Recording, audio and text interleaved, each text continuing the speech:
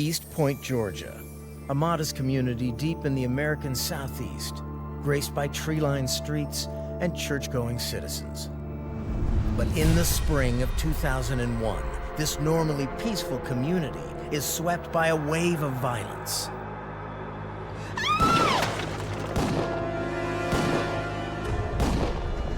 A series of shootings, seemingly unrelated. We had never experienced anything like this. A taunting killer who leaves behind messages, but little evidence. We had no idea who was doing this. A campaign of fear. It was manipulation and control, and it was calculated, and it was evil.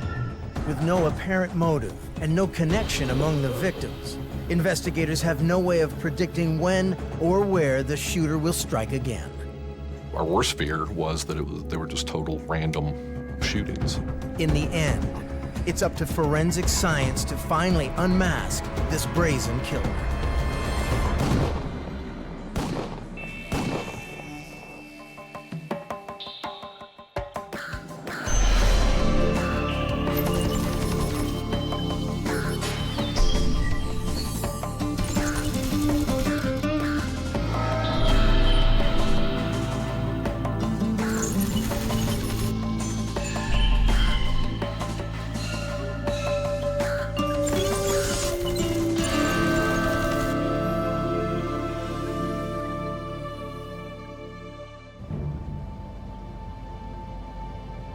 February 28, 2001.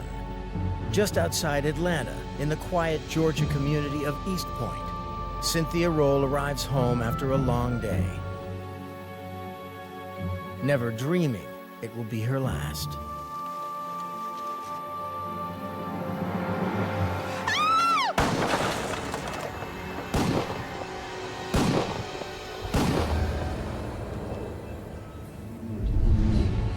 It's the next day before Rolle's body is discovered.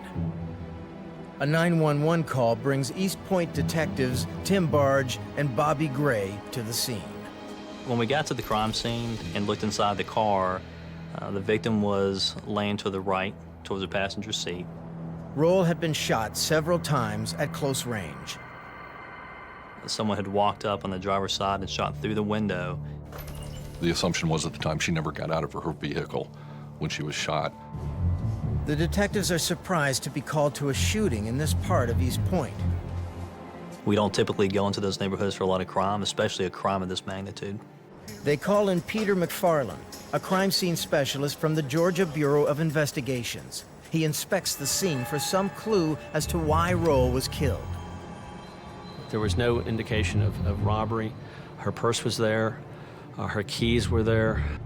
And the killer has left no fingerprints or other evidence behind, not even the usual signs of a shooter. We didn't have any cartridge casings on the ground, and we were scouring the area. A spent cartridge casing can provide investigators with critical information. It doesn't just tell us the caliber of the weapon that was used, it also can tell us forensically what type of weapon it was shot from. It's like a fingerprint almost. But in this case, we didn't find any shell casings. The absence of casings could mean a couple of things. It can mean that it's a revolver where the shell casings are not ejected out of the weapon. They're just actually in the cylinder of the gun, like an old .38 or a .357. Or it could mean that the killer deliberately removed the casings by using a gun bag that collects the casings as they are ejected from the gun, or simply by picking them up. The absence of any trace evidence suggests that the murder was well planned. It wasn't a target of opportunity or just happenstance. This was an assassination. As Rolle's body is removed to the morgue, the investigation team moves inside. We did check obvious things with any broken windows, anything tampered with, was a door tampered with, and there was nothing to indicate that there was a burglary that had happened. Detective Tim Barge. Detective Barge interviews Rolle's son, Trent. Did your mom seem concerned about anything? No, everything seemed fine. She had a son, she had a granddaughter, seemingly no real problems in her life. Everybody liked her. The neighbors were shocked that this happened. Then Detective Gray spies something. Wow. Can you tell me about this jacket? Yeah, I thought I mentioned. She was a probation officer. Immediately, the detectives realized that Rolle could have any number of enemies. She did work with probationers, which are released felons, usually, that are released early out of jail, and they have to report back to her at her office. Some of them could be potentially very violent and very vengeful probationers if they felt that they had a bone to pick with their probation officer who was supervising them. Was anybody having any problems? Had she possibly made somebody mad? Has she revoked someone's probation? That was one of the first lines of inquiry. Hoping to get more information about the night of the shooting, Barge and Gray canvassed Cynthia Rolle's neighborhood. We were trying to determine, did anyone hear something? Did anyone see anything? Their efforts get results. Several neighbors had told us they saw a black male that was heavy set, approximately 6 foot, running up towards the street. Based on the descriptions provided by the neighbors, the detectives order a composite sketch. They show it to Rolle's son. Guys, Trent. Does this guy look familiar? Yeah, I know this guy. My mom used to supervise this guy on parole. Used to be walking back and forth up in the neighborhood. I was getting in trouble. I grew up with him. Miss Rolle's son, Trent, was convinced that it was a male who lived not far from Miss Rolle in that same community, who had grown up in that community with her son, and it just so happened was on probation being supervised by Miss Rolle. He thought that maybe this person may have been the person that shot and killed his mother. The detectives check into the probationer's background. We found out that he lived the street over in a cul-de-sac, but he had routinely cut through a yard, which would bring him straight out in front of Cynthia Rolle's home. They assemble a photo array that includes the probationer. Have a good luck. The photo array was shown to 2 of the witnesses that had seen the person running through the yard, and both those witnesses picked this person who was on probation with Cynthia Rolle. So immediately he became a suspect. The probationer is arrested on an active warrant for another minor charge and questioned by Police Chief Russell Popham. Could this be the man responsible for Cynthia Rolle's cold-blooded murder? That probationer did seem like he could fit the profile of the person we were looking for that was responsible for her death. But the man insists he has nothing to do with the shooting. I told you I was home. The whole day I was home. How long were you there for? For a couple of hours. A couple hours. Yes. Not all day. I was there. I was home. For a couple hours. We obtained phone records that show he was on the phone minutes before and after and was not able to leave the house. It appears the detective's perfect suspect is innocent. If he's not the killer, who is?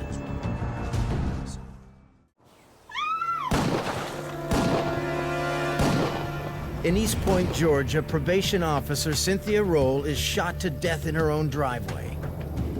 Within days, police have a suspect in custody. A probationer under Rolle's supervision who was seen near her house on the night of the murder. But the man has an airtight alibi. I told you I was home. The detectives are back to square one. Make sure we keep a close rope on him, though. We didn't have any other suspects. Barge and Gray scour the files of hundreds of probationers, looking for someone who might have had an axe to grind with Cynthia Rolle, but find nothing. They do get one further piece of information about the murder. It was an autopsy performed by the Fulton County Medical Examiner's Office, and they subsequently recovered 3 lead bullets from her body. The bullets are badly damaged, but McFarland is able to draw one conclusion. They were all submitted to the GBI lab, and they confirmed that they were all .40 caliber bullets. The detectives now know the shooter used a .40 caliber weapon, but they still have no idea where to look for it. Then on April 8th, their attention is pulled away from the Rolle case by another incident. It was a very quiet Sunday night. 61-year-old Roger Orr enjoys the warmth of an early spring evening. My door was open, my screen was closed and locked. I heard footsteps on the sidewalk in front of my house. So I got up, and just as I reached up to turn the front porch light on, You son of a... Orr is wounded in the arm and chest. He fears the gunman will try to finish the job. my first instinct was to go after the old family 12-gauge single barrel with a load of buckshot.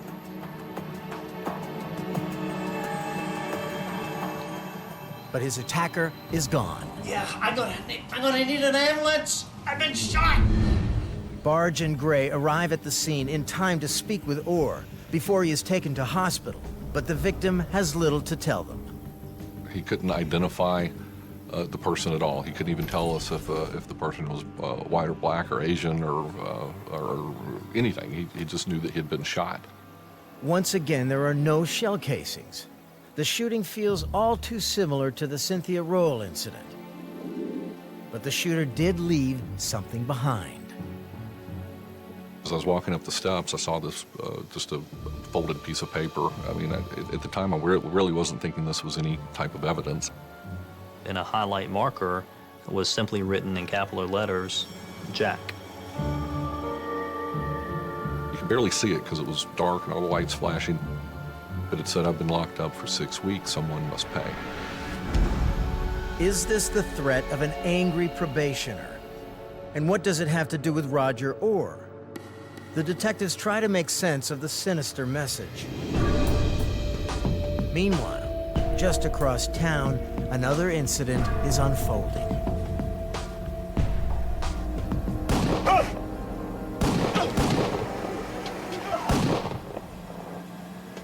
We got another call while we were at Mr. Orr's house of another shooting about 2.5 or 3 miles away, and again in an area where we usually don't have these things happening. Detective Barge goes to investigate this new incident, where Captain Popham is already on the scene. A lanyard in the car reveals the man's identity: Antonio Stefani, a hospital worker. He's already been rushed to emergency. Mr. Stepney did not survive his injuries that night. From the bullet trajectories in the car and a trail of blood along the street, Barge and Popham are able to piece together what happened. Mr. Stepney was in his car, and when he pulled up on Bryant Drive at North Bryan Circle, he was shot. And after he was shot, he ran from his vehicle and was just running, just trying to get away from the shooter, and ran several houses down a side street, where he collapsed. Barge questions the gathered crowd of neighbors, but nobody saw the shooting occur. Fortunately, this crime scene provides some hard evidence. You know, in this scene, we actually did collect shell casings, multiple shell casings. And another note. Uniform officer brought it up to me and said, "Hey, this is right here in the middle of the intersection. Could have easily been blown there by the wind." But on the front was in black magic marker, it looked like, was written the name Jack. That's when we said, "Hey, we got a problem here. We've got a potential serial shooter here who's leaving us notes." Who is Jack? That's the question haunting detectives Barge and Gray as they compare notes from the two incidents. We were trying to think, okay, is this somebody's name? Is it an acronym for something? Is it something that the shooter saw on television? The note at the Stefani scene had no message. But from the ominous threat left at Roger Orr's house, it's clear Jack is after some kind of retribution. We're trying to determine, was it somebody who had revenge? Was it somebody who was just plain mad, and was it a terrible joke? We didn't know what we were looking for. Hoping to discover a motive for the shootings, the detectives dig into the background of the two victims. When we looked at a motive to try to determine who would shoot Antonio Stefani, the best we could come up with was he had a past for drug activity, and that maybe it was related to that. But Stefani has gone straight in recent years, holding a steady job at the hospital. Roger Orr has no criminal past, and there seems to be no link between the two. Mr. Orr and Mr. Stephanie were not of the same age group. They were not of the same race, didn't work together, didn't frequent any of the same locations.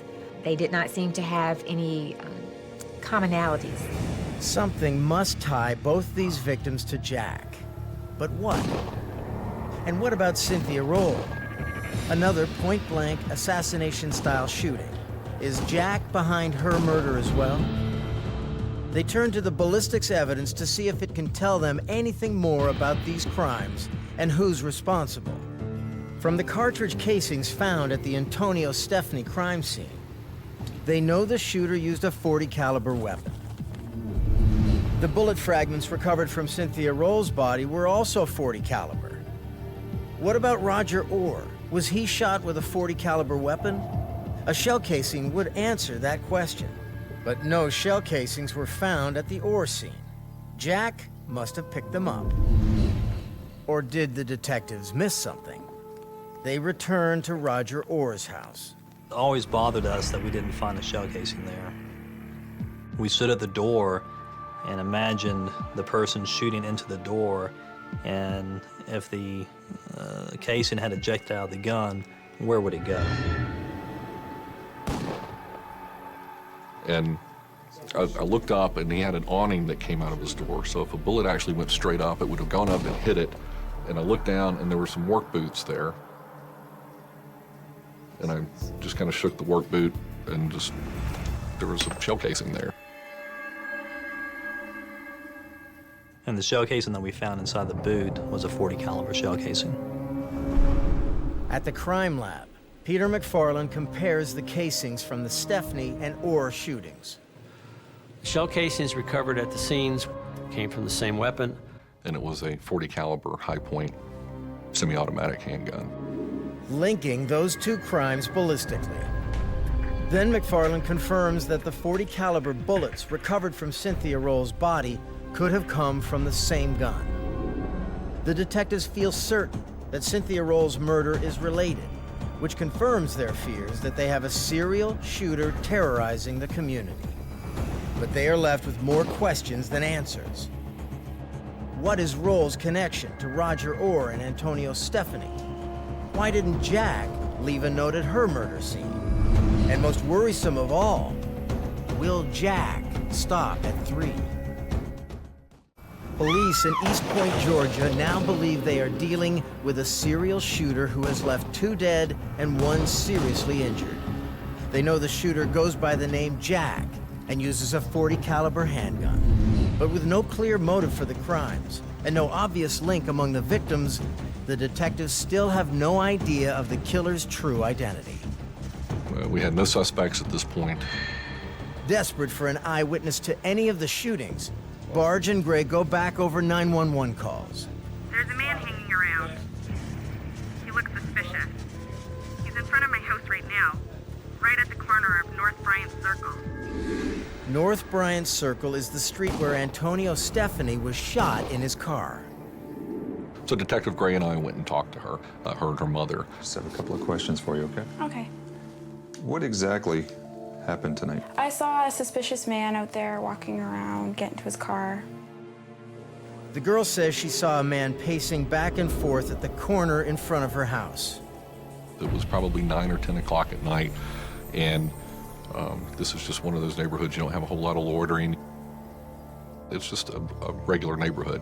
She couldn't see his face. She thought that he had gloves on of some sort. She couldn't really tell. One thing the girl is certain of, his car. We questioned her on this because she's 16 or 17 years old. How would she know exactly what this car was? But she was adamant. Are you sure about the make and model Yes. of the car? I'm positive it was a gold Malibu. Thank you. For the first time, the detectives have something that could lead them to the killer. They mobilize officers to search for the gold Malibu. But they can't get ahead of Jack.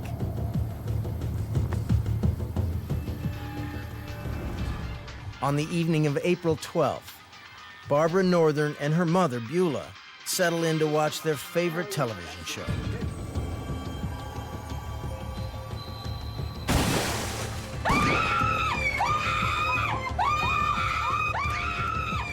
If it wasn't for the TV screen stopping the bullet, undoubtedly one of them would have been hit. You got anything yet? Once again, Barge and Gray scour the crime scene. This time, they have a good idea what they're looking for. We did find one shell casing. It was laying about 20 feet from the house in the grass. It's a .40 caliber shell casing. And on Barbara Northern's car, another discovery.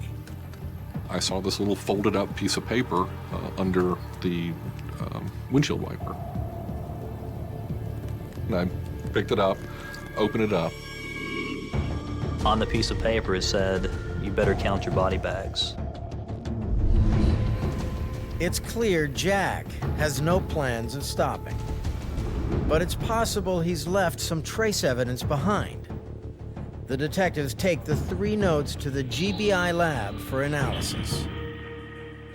And I realized, there was a note in Cynthia Rolle's car.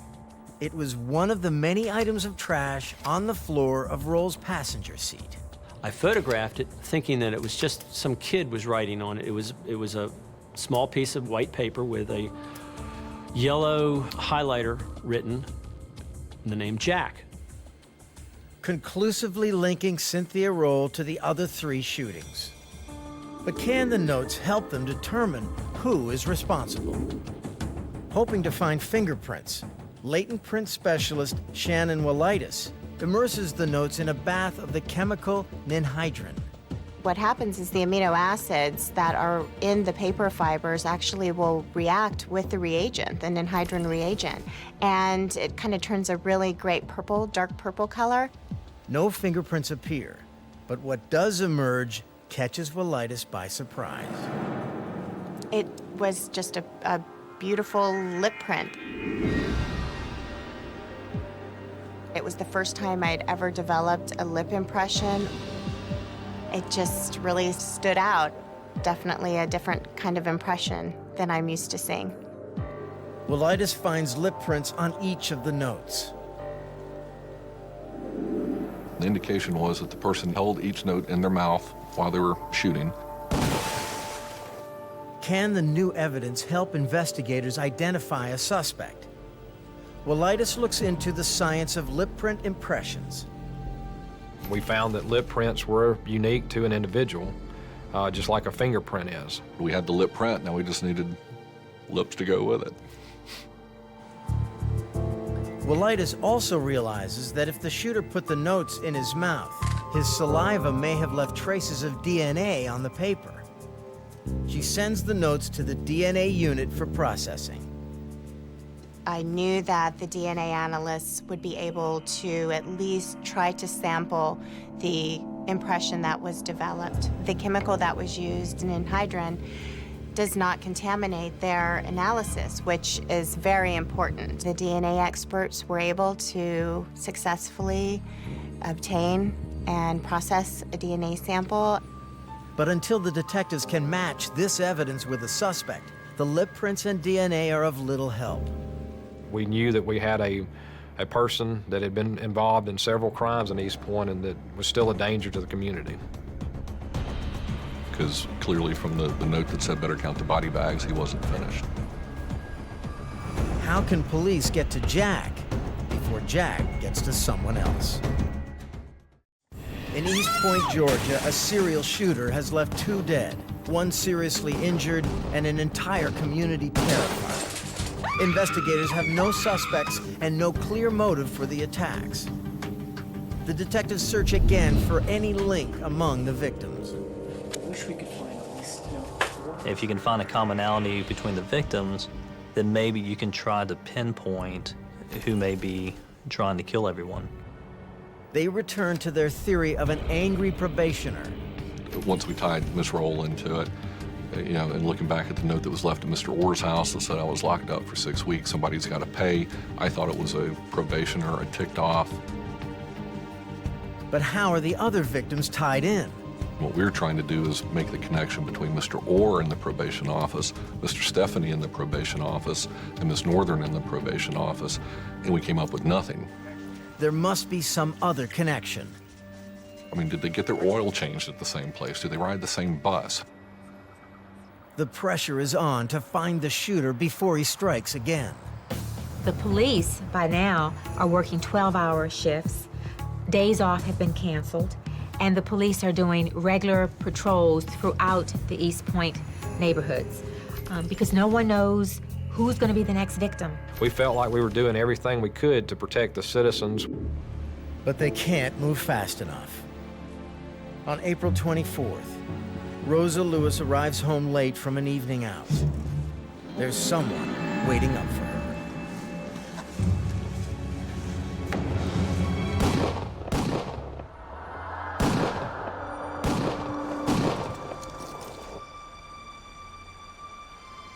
The shooter leaves his latest victim for dead, but she's not. With the help of a neighbor, Rosa makes it back to her apartment, then lapses into unconsciousness. By the time Barge and Gray arrive, she has already been rushed to hospital. It's another point-blank shooting. As she was getting out of her car, someone had come up to the next to the car that was parked next to hers and had shot over that car.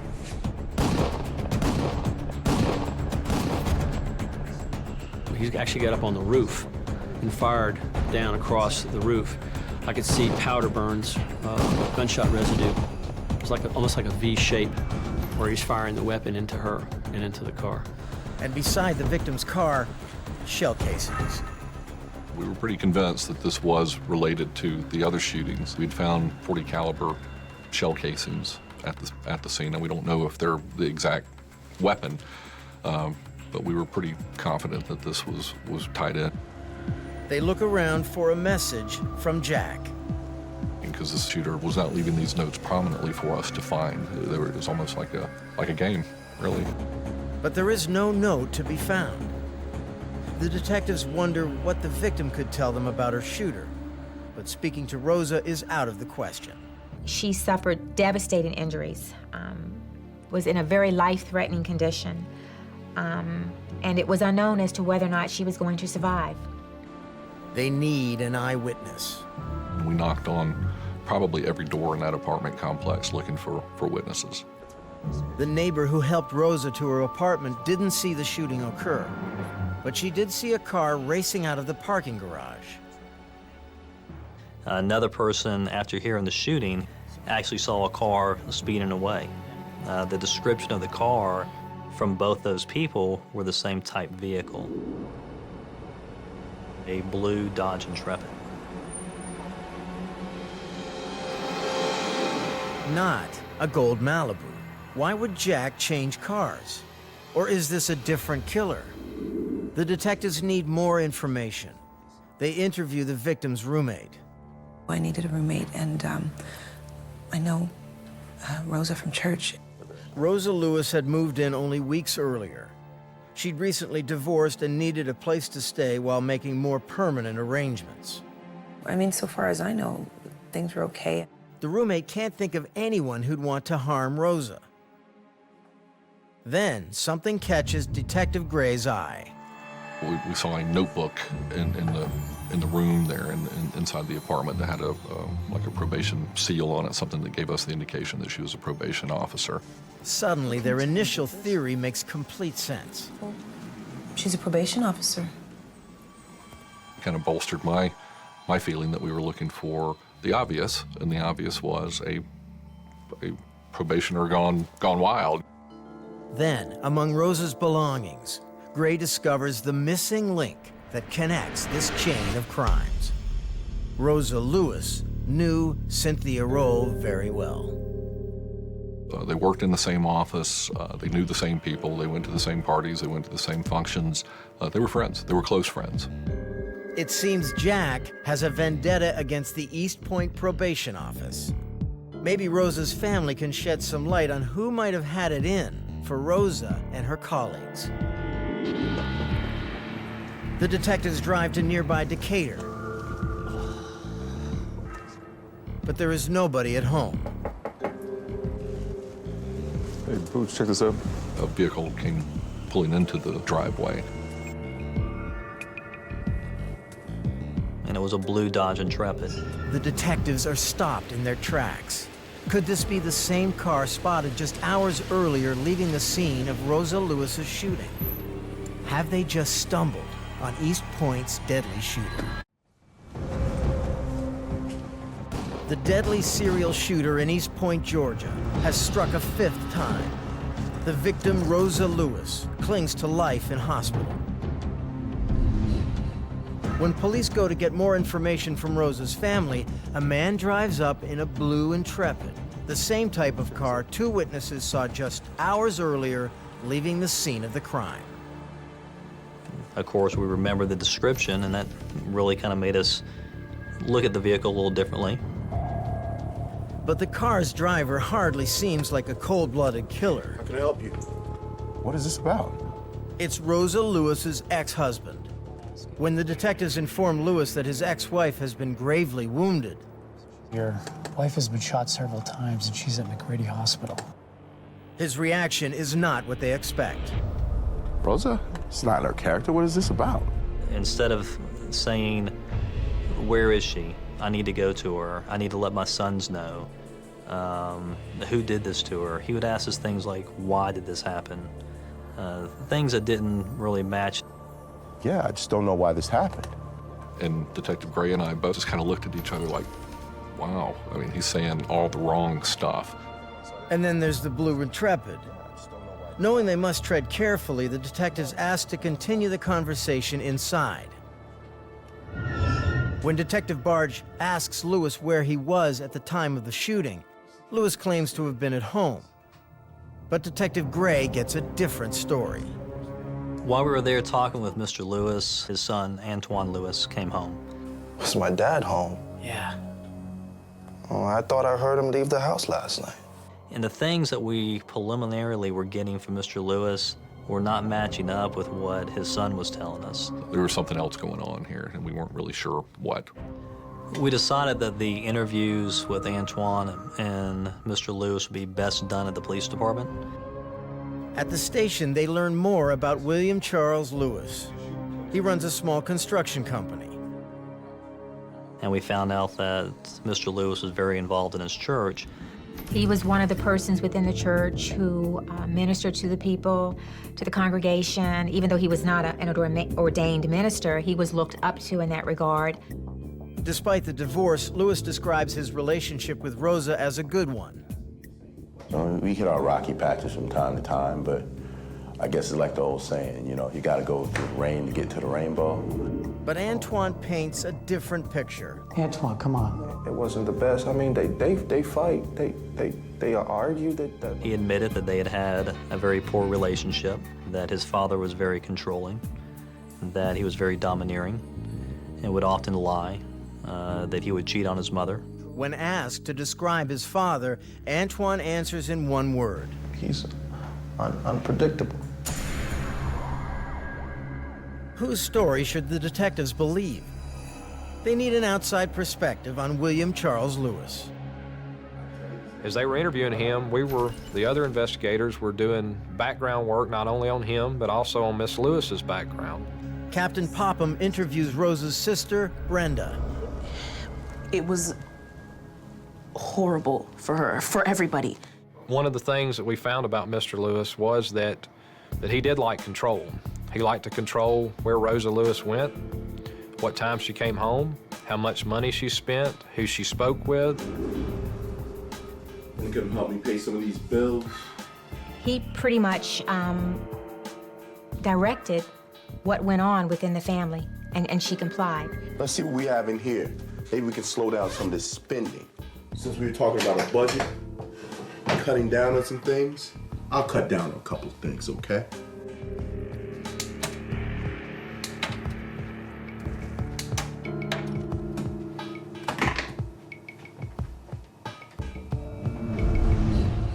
When Rosa refused to comply, her husband would turn up the heat.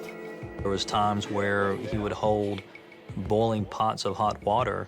She would wake up to him standing over her, and he would threaten to pour that water on her. Okay, yes. But it's Rosa herself who provides the most chilling indictment of her husband's abusive nature. in a letter sent to her lawyer just 5 days after her best friend, Cynthia Rolle, was murdered.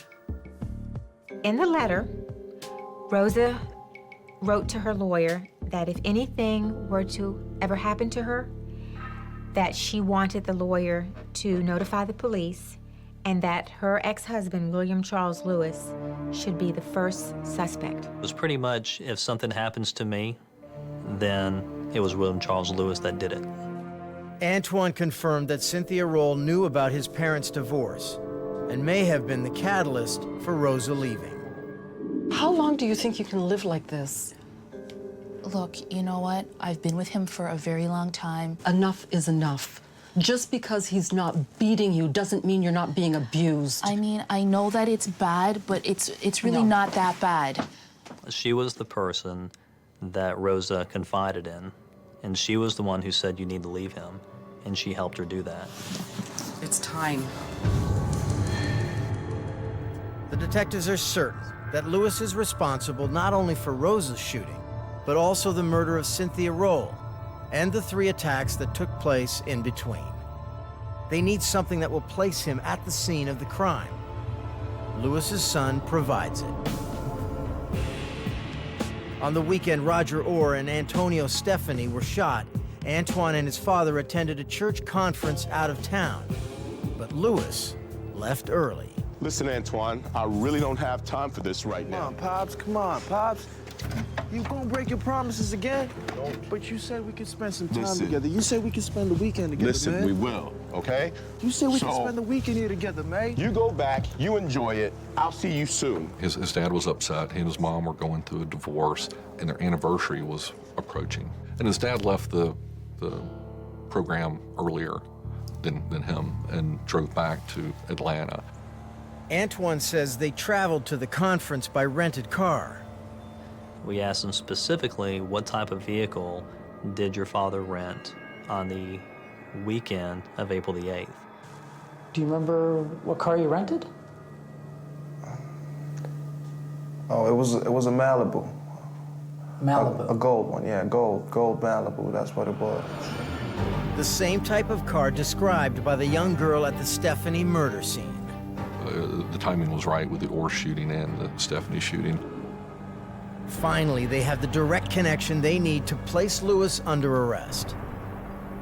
We actually were able to talk to the district attorney's office on the telephone right outside the interview room and got the authorities to hold him. But the evidence remains circumstantial. They still have no confession, no murder weapon, and no eyewitness. It's up to forensic science to put this murderer away for good.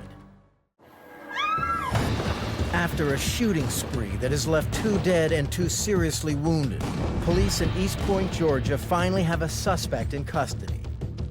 There is plenty of evidence to justify the arrest, but most of it is circumstantial.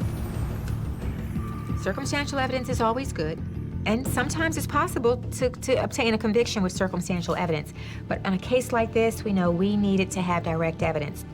Investigators turn to forensics to seal up the case against William Charles Lewis.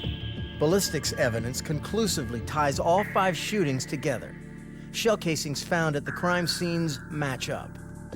They all were fired by the same weapon, a .40 caliber high-point pistol. Bullets recovered from the bodies of Cynthia Rolle, Antonio Stefani, and Rosa Lewis, as well as from the Roger Orr crime scene, correspond to the same gun. The detectives also obtained Lewis's cell phone records, which proved that he was in East Point at the time all 5 shootings occurred. We could actually place him within a mile or so of where the incidents happened. The most powerful evidence, however, is the notes. Take this pad, take this pen. I want you to write and print your first name. Handwriting analysis strongly suggests that Lewis was the author. But what cements the fact is that he held the notes in his mouth. The detectives pull out the evidence they've been waiting to use. We knew that we had lip prints from the papers that we found, the notes that we found. We finally had lips to go with them. The detectives secure a search warrant to take Lewis's lip prints. Instead of using fingerprint ink, which I wish I could have. I used lipstick. I got a couple of fresh tubes of lipstick, kind of a bright carmine red, and took lip prints, numerous lip prints. Wallitis compares the prints. There were certain details, certain characteristics of this lip impression that I consistently found on these items that proved to me that this was the same person leaving these lip impressions. That person was William Charles Lewis. Even more damning is what Lewis left behind on the notes along with his lip impressions. We know that we have DNA from the notes. We obtained a search warrant for Mr. Lewis's blood. The results are everything the detectives hoped for. 3 of the notes were a positive match to the DNA of William Charles Lewis. Lewis's threatening messages proved to be his undoing. I mean, all the other evidence pointed to him, but the lip prints and the DNA that was extracted from the papers, from the notes, without a doubt proved that he was the person who did every one of the shootings. From day one, William Charles Lewis insisted on his innocence. Did you shoot her? Man, I've never killed anybody in my life. That's not what I'm saying. What I'm saying is Rosa is in my heart, and I don't need her dead, and I don't want her dead, and I'm not gonna do anything to her. I never admitted to anything, denied, just denied. I told you guys the truth. I did not have anything to do with whatever happened to Rosa last night. Nothing whatsoever. So now, you all go ahead and do whatever you're gonna do, because I know I didn't. And as long as she's alive, I'm fine. I'm really fine. But the evidence is irrefutable. Finally defeated, Lewis pleads guilty to all charges and is sentenced to life in prison with no chance of parole. All that's left to figure out is the why. Lewis never fully explained the name Jack he used on the notes. He gave us some crazy acronym, but it didn't really mean anything to us or to him. I think he was just trying to placate us. In the end, the detectives surmised that Jack was just a character Lewis dreamed up to throw police off the trail. Likewise, Roger Orr, Antonio Stefani, and the Northerns had nothing to do with Lewis's real agenda. They were random victims chosen for the sole purpose of confusing the police. Lewis's only true targets were his ex-wife Rosa and her best friend Cynthia Rolle. William Charles Lewis couldn't abide the idea that his wife of 23 years would leave him. The only motivation for him wanting to kill Rosa Lewis is if he's not going to have her, nobody is. Cynthia Rolle was murdered for trying to help a friend. And he blamed her. Mr. Lewis blamed Ms. Rolle for the divorce, to the point that he killed her, make her go away. How does a marriage go so wrong? It was manipulation and control, and it was calculated, and it was evil. Miraculously, Rosa Lewis survived her injuries. But can the damage to all the victims and their families ever be measured? We leave the courtroom and we accept the verdict that is just, and we go on to another case. But the persons who lived that case as victims, I think their lives are forever changed.